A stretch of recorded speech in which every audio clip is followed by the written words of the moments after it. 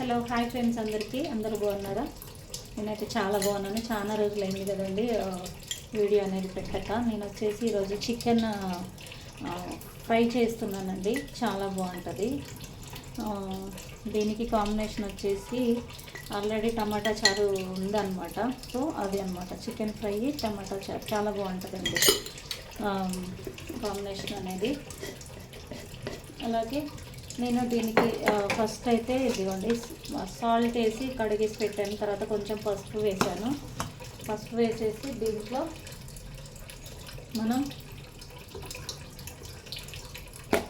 ధనియాల పౌడర్ వేస్తున్నానండి. చికెన్లోనే వేసి కలిపేసి పెట్టేస్తాను. ధనియాల పౌడర్ అలాగే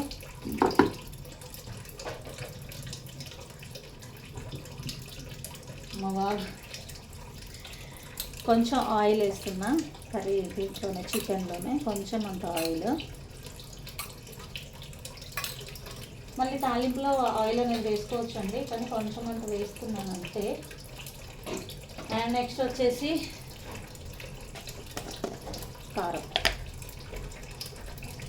కారం కూడా వేస్తున్నా. అల్లం వెల్లుల్లి పేస్ట్ కూడా వేసేసి కలిపేయచ్చండి, కానీ నాకు దగ్గర ఇప్పుడు పట్టింది లేదు. ఇప్పుడు ఫ్రెష్గా పట్టాలి. సో అందుకని నేను అల్లం వెల్లుల్లి పేస్ట్ అనేది నేను తాలింపులోనే వేస్తాను.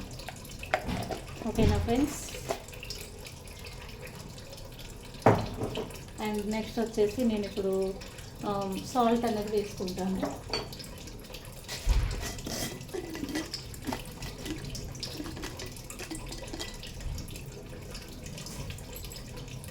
సాల్ట్ అనేది వేసేసాను. అండ్ అలాగే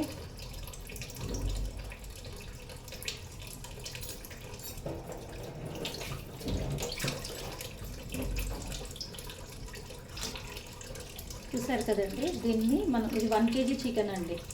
మీకు కారం ఎక్కువ తింటే కారం ఎక్కువ కలిపేసుకోండి, నార్మల్గా తింటే నార్మల్గా వేసేసుకోండి. దీన్ని కలిపేస్తున్నాం.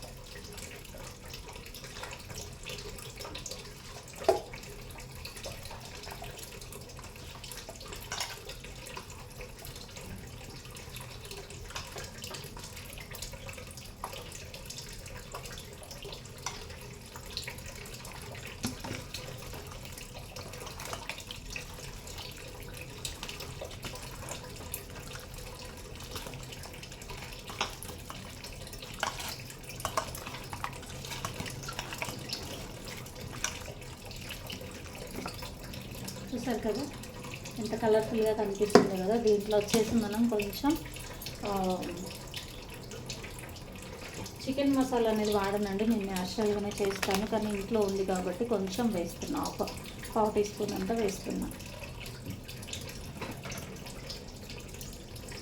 సో దీన్ని కూడా మంచిగా మనం కలిపేసుకుందాం. చేతితో కలిపితే ఏంటంటే మనకి ముక్క అనేది మంచిగా కలుస్తుందండి. సాల్ట్ కానీ అలాగే కారం కానీ మసాలా కానీ అన్నీ కూడా మనం గంటతో కలిపేటంటే ఇట్లా చేతితోటి కలిపితే చాలా బాగుంటుంది అన్నమాట. ఓకేనా ఫ్రెండ్స్? చూడండి ఇంత మంచి కలర్ఫుల్గా అనేది ఉందో. ఇప్పుడు మనం దీన్ని ఒక మూత పెట్టేసుకొని పక్కన పెట్టేసుకుందాం. అంతే.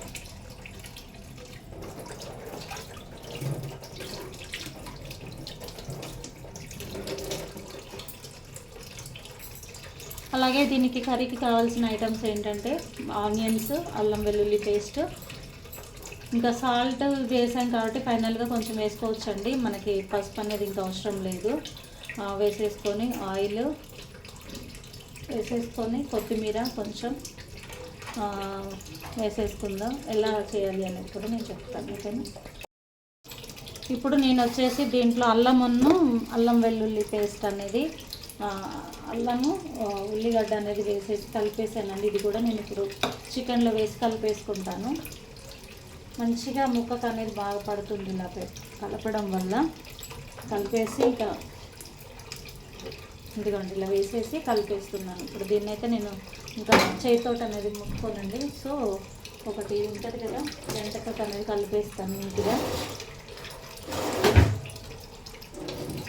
ఇలా కలిపి ఒక 10-15-20 మినిట్స్, హాఫ్ అన్ అవర్ అలా కూడా ఉంచేసుకోవచ్చండి. మంచిగా చాలా బాగుంటుంది. ఇలా మొత్తం కూడా మంచిగా మనం ఇలా దీంతో అనేది కలిపేసుకుందాం. ఎందుకంటే నేను కర్రీలోకి ఇదే గంట వాడతాను కాబట్టి నేను దీంట్లోనే కలిపేస్తున్నాను నీట్గా. మంచిగా ఇది కలిసే వరకు కలిపేసుకోండి. ఇంకా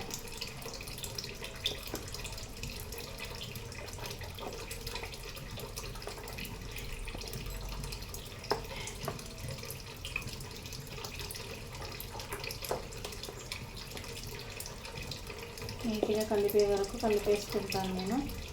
చూడండి చాలా బాగా ఉంది కదా. సో ఇది ఇంకెలాగ పెట్టేసుకున్నాను. ఒక 10-15 మినిట్స్ అలాగా మనము నానబెట్టేద్దాం ఈ చికెన్ అనేది. ఇప్పుడు చూసారు కదా, ఆయిల్ అనేది వేసేసానండి గిన్నెలో. ఇది కొంచెం వేడెక్కిన తర్వాత మనం దీంట్లో చికెన్ అనేది వేసేసుకోవడమేనండి. ఇంకా ఫైనల్గా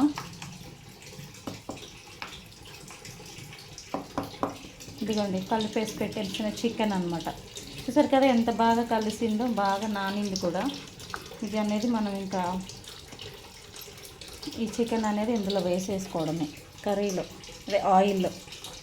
చూద్దాం మన అది మగ్గిందా లేదా. ఒకటి పీస్ ఇలా వేసేసి, ఆయిల్ అనేది హీట్ ఎక్కింది కాబట్టి మనం ఇందులో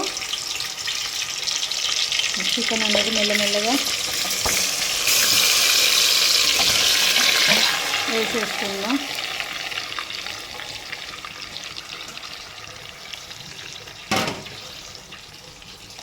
ఇప్పుడు దీన్ని కొంచెం ఇలా కలిపేసి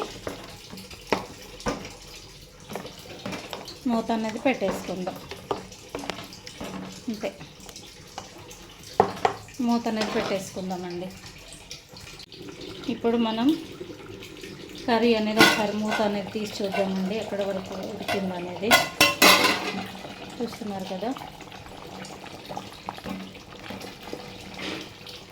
దీంట్లో ఇంకా టమాటా అలా ఏమి వేయనండి, ఎందుకంటే ఫ్రై లాగా కొంచెం దగ్గరికి వండుతున్నాను కాబట్టి టమాటా ఏమి వేయను. కొత్తిమీర మసాలా అనేది వేస్తాను ఫైనల్గా. ఇది వాటర్ కూడా మొత్తం కూడా పోవాలన్నమాట. అలా వచ్చే వరకు ఈ కర్రీ అనేది మనం ఉడికిచ్చేసుకుందాం.